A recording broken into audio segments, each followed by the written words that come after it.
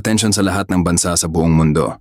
Kung gusto niyo pong tumulong sa mga biktima ng bagyo at lindol sa Pilipinas, relief goods na lang po ang ipadala, bigas, tubig, damit, pagkain, gamot, at mga pangunahing pangangailangan. Ito lang ang siguradong diretso sa mga biktima at may resibo o patunay na natanggap nila mismo. Huwag mag-donate ng cash sa national government, lalo na sa Marcos administration, dahil siguradong ibubulsa lang ng mga kurakot at kawatan sa gobyerno ang perang donasyon.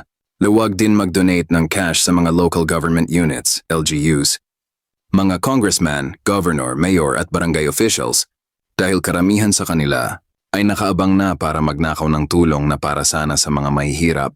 Pero kung gusto ninyong makasigurado na makakarating ang tulong, maaaring dumaan sa Office of the Vice President, VP Sara Duterte, o sa Pamilya Duterte sa Davao City, dahil proven, trusted at transparent sila pagdating sa mga donasyon. Siguradong makakarating sa mga biktima, walang kurakot, walang daya.